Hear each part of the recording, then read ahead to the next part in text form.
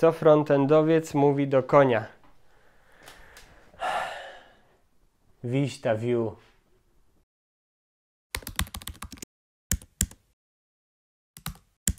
Cześć, tu Roman, witam w kolejnym odcinku mojego vloga. Jakiś czas temu opowiadałem Wam o tym, że frontendowiec powinien znać podstawy designu, powinien potrafić choć trochę projektować i dziś na wywiad zaprosiłem kogoś wyjątkowego, Wojtka Wasilewskiego, który jest mega doświadczonym i bardzo utalentowanym designerem. Pracujemy razem i chciałbym go zapytać o kilka rzeczy związanych z designem na froncie, jak to jest w ogóle z nami frontendowcami, czy powinniśmy się na tym znać. Także ja Wam na te pytania nie odpowiem, ale właśnie teraz lecimy na wywiad do biura, także zaczynamy. I już jesteśmy w biurze, wszystko jest rozstawione, mamy mikrofony, mamy wzmacniacz, mamy lampy, wszystko jest, także Wojtek już idzie, za chwilkę zaczniemy wywiad, a Wy dowiecie się wszystkiego, co trzeba, jeśli chodzi o podejście do designu ze strony frontendowej.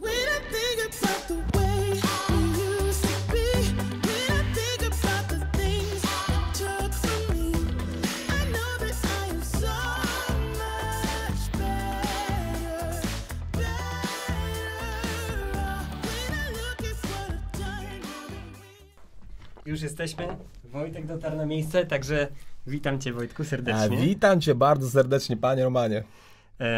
Fajnie, że wpadłeś, bo dzisiaj mamy taki odcinek właśnie o designach, słyszałem, że coś o tym wiesz. Tak się składa, że rzeczywiście pracuję jako product designer. Dzisiaj będzie trochę o frontendzie w designach i o designie na frontendzie, więc jakby zaczniemy może właśnie od tego drugiego, czyli jak mocno designy powinny wpływać na to, jak frontendowiec pracuje, a raczej jak dobrze frontendowiec powinien rozumieć te designy. To znaczy, to jest trochę tak, no właśnie, bo dochodzimy do takiego momentu, w którym jakby frontend developer to jest osoba, która pisze kod, tak? Czyli jest to taki, można powiedzieć, inżynier, jest to osoba, która powinna być skupiona na liczbach, na miarach, na funkcjach. Nie wiem, czego tak naprawdę tam używacie, bo ja się zupełnie na tym nie znam, ale rzeczywiście powinno być tak, że jakby podstawa zainteresowań, podstawa technicznych spraw, którymi włada frontend developer, powinna być taka bardzo właśnie inżynieryjna, ale bardzo dobrze, jeżeli frontend developer wie coś o designach, jeżeli frontend developer wie, w jaki sposób posługiwać się na przykład Sketchem, świetnie, jeżeli frontend developer ma jakieś zaplecze designowe, czyli na przykład, jeżeli jest to designer, któremu w życiu nie wyszło, a z różnych względów stał się po prostu frontend developerem, więc to jest bardzo dobra rzecz, ponieważ wtedy taka osoba będzie bardziej zwracała uwagę na detale, będzie bardziej dbała o jakość produktu wdrażanego, przez to też będzie budowała fajną atmosferę w zespole, ale to myślę, że też możemy o tym trochę porozmawiać. A w drugą stronę, jakbyśmy pomyśleli, czy designerzy powinni ogarniać fronty, czy wiesz, czy na przykład designer powinien umieć CSS-a? A jakie jest Twoje zdanie na ten temat? No właśnie, wydaje mi się, że są dwie opcje, nie? Bo z jednej strony może być tak, że ta wiedza o na przykład CSS-ach, o HTML-u, jak to wszystko się składa ze sobą na froncie, może z jednej strony ułatwiać pracę w zespole w takiego względu, że designer dobrze wie, jak zaprojektować coś, żeby to było wygodne do wdrożenia dla frontendowca, ale z drugiej strony wydaje mi się, że może być to pewnym też ograniczeniem, bo jeśli ta wiedza jest taka podstawowa, to może się wydawać komuś, że coś jest nie do zrobienia i to wtedy narzuca takie klapki na oczy trochę, żeby wybierać tylko te najłatwiejsze rozwiązania.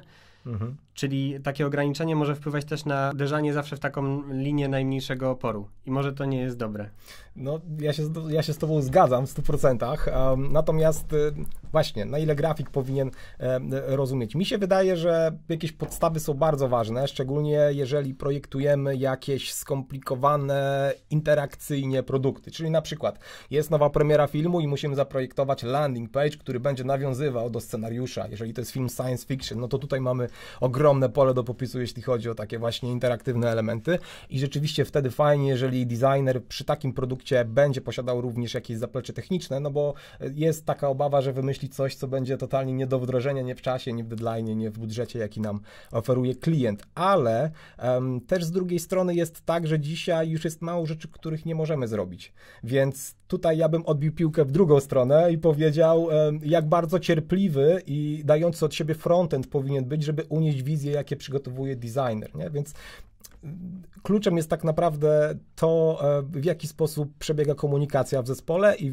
na ile frontend developer chce się rozwijać i chce szukać rozwiązania projektu, który zaproponował designer. Jeszcze trochę tych frontendowców pociśniemy, bo tak naprawdę wyobraźmy sobie sytuację, w której ktoś dostaje dobry design i teraz tak naprawdę od precyzji frontendowca, od jego podejścia, od sumienności trochę będzie wynikać to, jak ten projekt został stworzony, czy on jest jakby przyjazny dla użytkownika, bo czasami wydaje mi się, może być tak, że design jest spoko, a frontendowiec robi rzeczy na oko i po prostu ma wywalone na jakieś tam detale i to psuje cały efekt.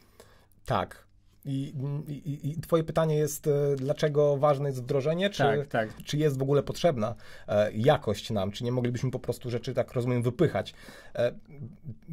Wszystko możemy wypchnąć i za wszystko możemy wystawić fakturę, oczywiście. Także to jest odpowiedź do twojego pytania. Dziękuję. To było wszystko, co miałem ci do powiedzenia. Nie, no oczywiście to jest ważne, żeby trzymać tą jakość, no bo to świadczy o wizerunku firmy.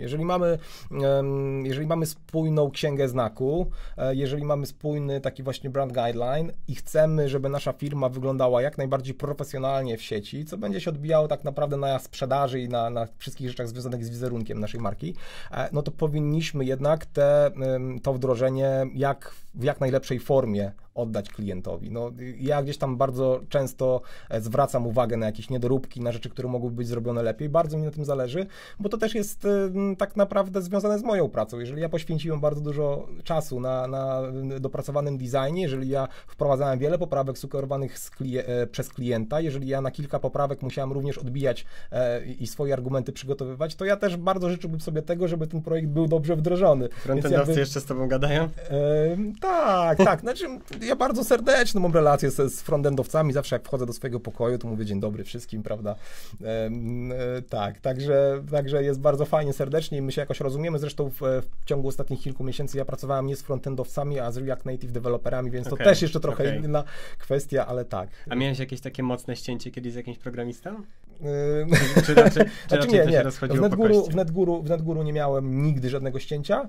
Były jakieś takie sytuacje gdzieś tam, że ktoś nie chciał mi wdrożyć bezpośrednio tego, czego oczekiwałem, ale jakby ja to rozumiem, bo to też wynikało ze specyfiki produktu, z czasu, jaki mieliśmy na to, z też osoby, która się tym zajmowała, więc ja tutaj nie ma, ale no, bywało różnie w życiu z frontendowcami. W sensie nie powiem, że to były jakieś ścięcia czy coś takiego, tylko mi się wydaje, że to jest trochę naturalna kolej rzeczy, że jeżeli pracujesz nad czymś i zależy ci na czymś, żeby coś było zrobione dobrze, to też zależy ci na tym, żeby później było to wdrożone na odpowiednim poziomie, nie? I to już zależy, co kto rozumie przez wcięcie. Nigdy nie było takiej sytuacji, że się pokłóciłem z kimś, więc nie. A jest w ogóle coś takiego, jakiś taki zestaw cech albo może jakieś zachowania, które cię denerwują u frontendowców? Tutaj myślę, że trzeba w ogóle jedną rzecz powiedzieć, że lecimy tutaj, kontrowersją. Że zawsze będzie pewien konflikt interesów, tak? Bo frontend developer będzie chciał, żeby to było zrobione jak najprościej, a product designer, tak w ogóle nazwijmy to, będzie chciał, żeby było zrobione tak, jak najużyteczniej pod kątem użytkowników, ale też jak najładniej.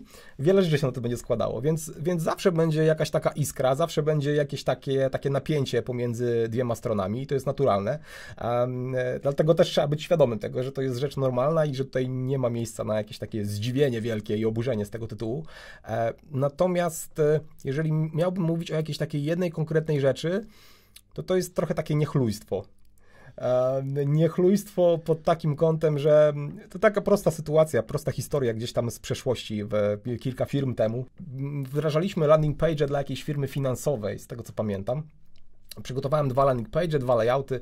To jeszcze był taki czas, że wszystko przygotowaliśmy totalnie w Photoshopie, więc to też powiemy sobie trochę później o przygotowaniu plików dla deweloperów, ale to był też taki czas, że tak naprawdę robiliśmy sobie jedną rozdzielczość i bardzo ważne było, żeby ona była dostosowana również do innych rozdzielczości, mam na myśli większych, czyli jeżeli projektujemy na 1366 na 768, powiedzmy plus minus, to już było dawno temu, to też te strony powinny być przygotowane do Full HD i do rozdzielczości wyższych, więc trzeba było taką jakąś kompromis zastosować. No mniejsza z tym, w każdym razie zaprojektowałem 2 landing page, przekazałem PSD-ki dla dewelopera, on był w ogóle ale bardzo zadowolony, on nie potrzebował żadnych dodatkowych asetów, powiedział, że wszystko sobie wyeksportuje sam. Mi to było również bardzo na rękę. No i... Czuję, do czego zmierzam. No i jakoś po kilku dniach przychodzi do mnie project manager i mówi: wiesz co, chodź, to już strony są prawie skończone, tak byś rzucił okiem, czy wszystko jest okej, nie? Czy już możemy wysyłać do klienta, czy nie. No i wiesz, to trochę jak w Nic śmiesznego, ta scena, gdzie on się pyta, gdzie jest ten las, nie? Podchodzę właśnie do biurka frontend dewelopera i myślę sobie, no dobra, zaraz mi pokaże te strony, no już czekam, bo na co on mówi, że to już są te strony. Nie, no tak trochę koloryzuję, tak, ale chodzi generalnie o to, że na tych wdrożeniach tam się dużo różniło rzeczy względem tego, co ja oddałem w PSD-kach. I ja się zacząłem zastanawiać, dlaczego jest taki problem, gdzie może z mojej strony był jakiś problem przy przekazaniu tych plików, może czegoś nie wytłumaczyłem, ale tam były takie błędy, jak na przykład font, który ja zaproponowałem w PSD-ku, on się nie zgadzał później z wdrożeniem i jakby pytam się, dlaczego ten font jest inny. A ten deweloper, nazwijmy go Marek, tak głowę spuścił, mówi, no jest taki sam. Mówię, no to sprawdź, czy jest taki sam. No i on patrzy, mówi, no jest, mówi, oj, bo taki mi pasowało. Wiesz, takich rzeczy bardzo nie lubię, nie? Bo jakby to już jest taki ewidentny jakiś błąd, którego się nie powinno tolerować. A poza tym to ja uważam, że w ogóle frontendowcy to są fajni goście i fajnie się z nimi imprezuje.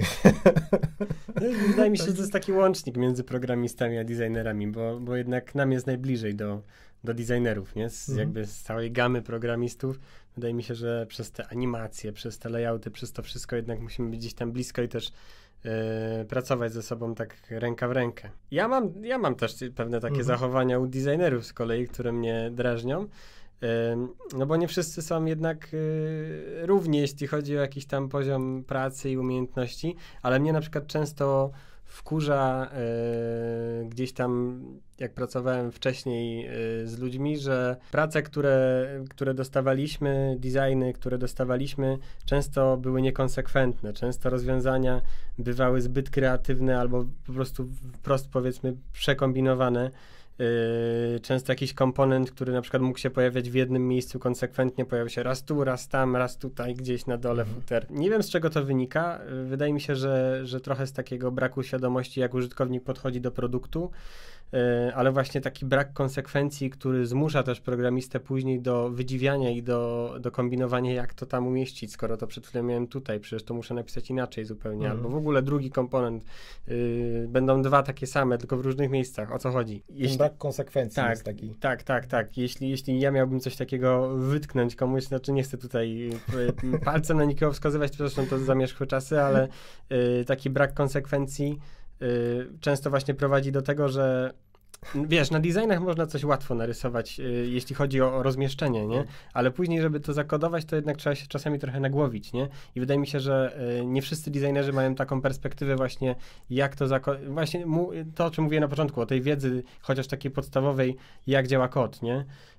W takich wypadkach, kiedy ktoś ma trochę mniejsze skille i mniejszą świadomość, to mogłoby się przydać, bo wtedy miałby taki swój świat, który go trochę ogranicza i w jego jakby zakresie tworzy rzeczy, nie? Więc w takich case'ach być może byłoby to okej. No to jest, w ogóle to jest ważna rzecz. Ten odcinek jest trochę radioaktywny, nie? My tak uważamy bardzo na to, co mówimy. Nie, ja ci mogę powiedzieć, z czego to może wynikać, bo ja nie wiem, czy tak na pewno wynika. Raz, że na pewno narzędzia takie jak Photoshop, to nie są narzędzia do product designu. I jeżeli projektujemy stronę internetową o dużej strukturze, to jakby Photoshop naturalnie będzie nam utrudniał wykorzystywanie takich samych komponentów. No bo tam nie mamy takiej biblioteki, jaką mamy w Sketchu. Nie mamy takiej biblioteki, jaką moglibyśmy sobie zbudować nawet w Figmie, która jest darmowym produktem i można ją z powodzeniem używać na Macu, jak również na Windowsie. Natomiast agencje z różnych powodów, z przyzwyczajenia, z niewiedzy i tak dalej, korzystają z Photoshopa. I Photoshop to jest świetne narzędzie, ale do bitmap, do prostych landing page'y, a nie do dużych produktów, więc to może być jeden powód. Drugi powód może być taki, taki, że często w agencjach ten proces projektowania jest trochę zaburzony, to znaczy dostajemy od klienta brief i mamy jakiś konkretny deadline, no i zastanawiamy się, co możemy zrobić, żeby zrobić to jak najszybciej i najsprawniej, tak? Czyli pomija się automatycznie tą fazę takiego kick-offu, fazę takiego spotkania z klientem, na którym dowiadujemy się podstawowe informacje związane z produktem, które mogą nam też nakreślić, w jakim kierunku powinniśmy iść, żeby ten produkt dowieść z jak największą wartością w określonym czasie. Pomija się tą fazę moodboardingu bardzo często, która jest też szalenie istotna, bo ona nam mówi o preferencjach wizualnych i takich pewnych rozwiązaniach, które klient chciałby zobaczyć. Pomija się fazę wireframingu również bardzo często, albo ogranicza się ją tylko do podstawowych widoków, no a następnie po prostu leci się z designami, żeby się wyrobić, nie? No i jakby to też wynika ze specyfiki pracy w agencji. To jest dosyć specyficzne, więc z jednej strony dostajesz możliwości tworzenia bardzo dużej ilości produktów, często świeżych, związanych z aktualnymi trendami, dużo kampanii, dużo się dzieje, dużo życia, ale musisz z czegoś zrezygnować na rzecz właśnie tego. Więc no, to jest, sprowadza się do tego, o czym trochę rozmawiamy, czyli jakby co lubisz robić w pracy, jakim jesteś człowiekiem i w jaki sposób chciałbyś pracować nad produktami. Swoją drogą właśnie mi się tak przypomniało, co czasami bywało w briefach zawarte i to jest też druga strona medalu, bo nie zawsze jakby narzekaliśmy na agencję, a przecież często jest tak, że źle przyrządzony brief potrafi mocno krew zepsuć, po prostu napsuć krwi i skomplikować ludziom życie, nie? Dlatego fajnie, jeżeli sam sobie taki brief zrobisz, na przykład w trakcie takiego spotkania przed projektem. Tak, i właśnie to, o czym mówisz, czyli te kick-offy, czyli te spotkania z klientem i tak dalej, to jest mega suplement do briefu, który moim zdaniem jest niezbędny, jeśli chodzi o dobre przygotowanie projektu i też dopasowanie się do potrzeb i wymagań klienta. No bo często jedna kartka 4 z briefem, gdzie odpowiada się na 8 pytań, może bardziej nawet wprowadzić w błąd niż coś wyjaśnić. Tak. Zwłaszcza jeśli ten brief jest tak pokrętnie napisany, że tam nie wszystko jest w ogóle zawarte, może ktoś go pisał na kolanie i tak dalej. Różnie bywało też z tym. Zresztą też ciężko powiedzieć, no właśnie, kto przygotowywał ten brief, a kto będzie osobą decyzyjną w tym całym procesie. Często to są dwie różne osoby i wtedy to jest tragedia w ogóle. Nie? Wrócimy sobie jeszcze na chwilę do tematu, który już poruszyłeś, czyli narzędzi wykorzystywanych przez designerów i bardziej mi tu nawet chodzi o handover projektowy, czyli przekazanie wszystkich materiałów od designera do frontendowca, bo na przykład nic mnie tak nie denerwuje jak burdel w plikach, w ikonach, żebym ja tego musiał wszystkiego szukać, szlak mnie trafia i strasznie lubię mieć to wszystko uporządkowane, tak żebym wiedział, gdzie mogę coś znaleźć. I mówiłeś już właśnie o Sketchu, o Photoshopie. Jakie są jeszcze narzędzia i jaka w ogóle jest cała metodologia przekazywania tego projektu, jak to najlepiej można zrobić, ponieważ wydaje mi się, że na tej linii można popełnić bardzo dużo błędów, jeśli ktoś nie dysponuje odpowiednimi narzędziami i wiedzą. Kiedyś rzeczywiście użyłem takiego określenia hangover na rozmowie z klientem, że szybko przygotowuję pliki do hangoveru. To znaczy, to też zależy od preferencji zespołu deweloperskiego. Ważna rzecz, którą trzeba powiedzieć, to, że jeżeli my jako product designerzy spędzimy więcej czasu na przygotowaniu plików, jeżeli będziemy traktować ten proces przekazywania plików jako właśnie oddzielną fazę projektową, wówczas deweloperzy zaoszczędzą dużo czasu, a klient pieniędzy na wdrożeniu. I to jest rzecz normalna. Jeżeli ty jako frontend developer wiesz, gdzie znaleźć odpowiednie ikony w odpowiednim formacie, jeżeli wiesz, że na przykład nie możesz używać ikon w SVG, tylko musisz używać z różnych powodów PNG, bo są takie sytuacje, przez wzgląd na przykład na performance aplikacji, no to jakby jeżeli będziesz miał wszystko ukatalogowane, uszeregowane, to ty zaoszczędzisz bardzo dużo pracy dzięki temu. I to jest bardzo ważne i powinniśmy o tym pamiętać. Ten proces przekazywania plików nie może być traktowany tylko jako pewna ciekawostka. To tak kilka razy mi się w życiu zdarzyło, jeszcze kilka lat wcześniej, że w momencie, kiedy zapisywałem finalną wersję PSDK, wtedy następował handover projektu. Ale myślę, że to właśnie powinno być traktowane z wielu względów w sposób bardzo profesjonalny.